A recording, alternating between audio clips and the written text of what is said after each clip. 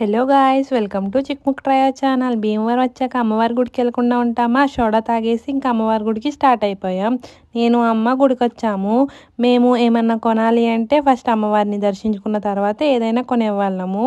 అప్పుడు కరెక్ట్గా జూన్ టైంలో ఆషాఢం స్టార్ట్ అయ్యేది.